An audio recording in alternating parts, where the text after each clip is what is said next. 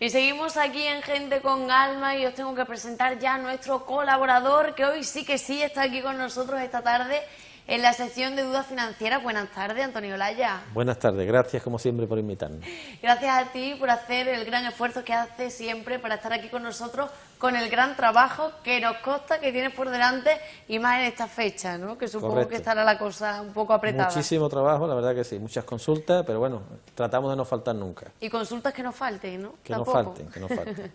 Que eso es muy importante para seguir trabajando Y sobre todo para que estén informados los consumidores y los clientes, ¿no? Que es fundamental, como siempre decimos, y este programa es buena prueba de ello y por eso es bueno que se mantenga en antena la información que se transmite, que es necesario que estén informados todos los consumidores de algún tipo de servicio financiero. Hoy vamos a hablar de un tema completamente diferente a lo que venimos hablando en anteriores programas. Diferente, no tan distinto, tienen mucho que ver, pero sí que nos vamos a centrar en otro tema relacionado también con las hipotecas, pero en esta ocasión vamos a hablar de los seguros, ¿no? De los seguros que nos obligan, no nos obligan los bancos a contratar cuando firmamos algún tipo de hipoteca. Sí, correcto. Yo creo que es interesante hablar del tema de los seguros y también de otro tipo de productos que, entre comillas, los bancos colocan o te obligan cuando firmas una hipoteca. Te hablo de planes de pensiones, planes de jubilación, tarjetas, cuentas de ahorro. Hay otra serie de productos, no solo de los seguros, sino otra serie de productos que en muchas ocasiones, en gran cantidad de veces, te dicen los bancos que para poder contratar con ellos la hipoteca, pues tienes que contratarlo. Entonces es conveniente que creo que hablemos de esa obligatoriedad o no, de si hay alguna norma que obligue a ello, ¿no? En fin. Claro, y tú te has hecho a ti mismo esa primera pregunta que yo creo que se hacen todos desde casa. ¿Es obligatorio hacer, contratar esos servicios, contratar esos seguros o incluso de otros servicios, ¿no? De lo que estabas hablando. Pues mira, normativa no hay ninguna que obligue al cliente, al usuario bancario, de contratar ningún otro tipo de producto además de la hipoteca, hasta el punto de que no hay ninguna norma que obligue a tener una cuenta corriente, una cuenta a la vista para el cargo de esos recibos. Por ejemplo, podíamos contratar una hipoteca, un préstamo y pagar en ventanilla, como antiguamente se pagaban los recibos de la luz. ¿Qué ocurre? Que se está bancarizando cada vez más todo y todo lo que sea bancarizar es información para el banco. El banco, la mayor fuente de información que tiene es la cuenta a la vista o la cuenta de ahorro, porque ahí sabe qué tipo de cliente es, si ahorra, si no ahorra, qué hobby tiene, si tiene domicilio a un gimnasio, si tiene domicilio a una escuela de equitación, si le gusta el fútbol porque tiene Canal Plus. O sea, es que es información la cuenta corriente. Entonces, no hay ninguna norma que obligue al cliente bancario a contratar ningún otro tipo de producto junto con la hipoteca. No hay norma que lo obligue. Ni seguros de vida, ni seguros de hogar, ningún tipo de seguro. Es una pregunta muy frecuente, que vienen al despacho, es que en el banco me han dicho que no puedo quitar el seguro. ¿Cómo que no? Se puede quitar el seguro, lógicamente, pero no me quiero adelantar a lo mejor las preguntas que tú me puedas hacer. Entonces, Antonio, son una serie de cláusulas que cada vez que muchas de las personas que estén en casa seguramente o que hayan firmado o que vayan a firmar una hipoteca, a día de hoy se pueden encontrar con ellas. Claro, más que cláusulas, porque a lo mejor no viene en la hipoteca, en el clausulado de la hipoteca, son condiciones sine qua non que te pone el banco a la hora de firmar la hipoteca. Entonces, muchos clientes, como ni siquiera saben si son obligatorios o no, pues los firman porque no tienen más remedio, es que si no me dan la hipoteca. Otros clientes que están un poco más informados, dicen, bueno, aunque no son obligatorios, dice, a mí me interesa tener un seguro. Bueno, pues voy a contratarlo, ¿eh? Lo que sí tenemos que matizar, si una vez que lo vamos a contratar, sabiendo que no es obligatorio, si decidimos contratarlo, tenemos que ver realmente el beneficio que nos puede producir o no, contratarlo con esa entidad. Tenemos que ver si podemos negociar algún tipo de otras condiciones o mejora de condiciones con la entidad financiera.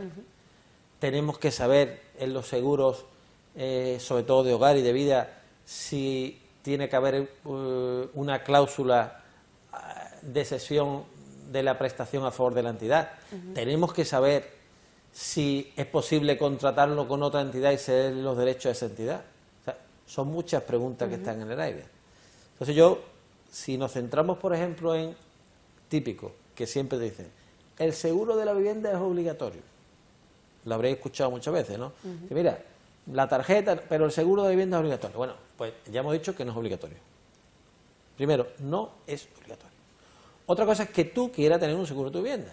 Y después, tú dentro del seguro de vivienda puedes contratar lo que es el puro contenido, también el contenido. ¿Qué significa? Que contrato solo lo que es la obra civil o contrato también mobiliario. Joya, otra serie de elementos, ¿no? Bien. ¿Quién está obligado a contratar ese seguro de la vivienda? Porque hay una norma, la que regula el mercado hipotecario, la ley del 81, que luego el desarrollo reglamentario del 82, que sí obliga a la contratación de un seguro de la vivienda, pero a la entidad financiera, ojo.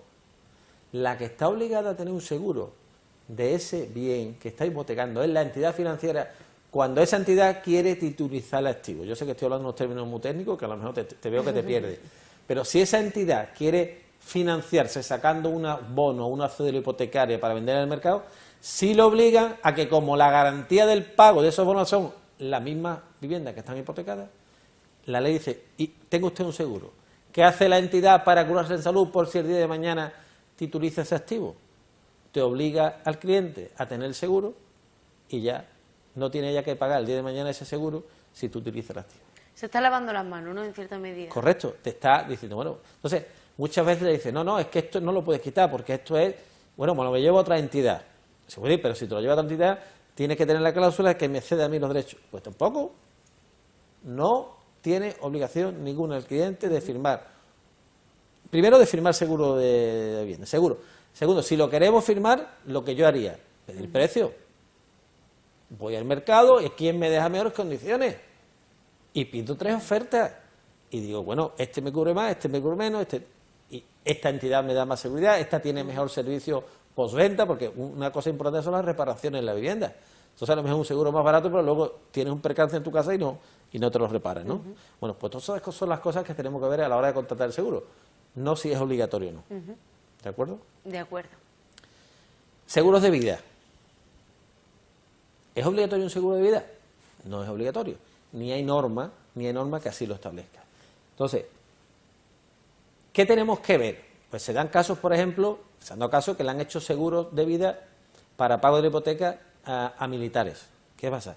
La profesión de militares es de alto riesgo y esa luego no lo cubre. En caso de fallecimiento no está cubierto porque hay una clausulita.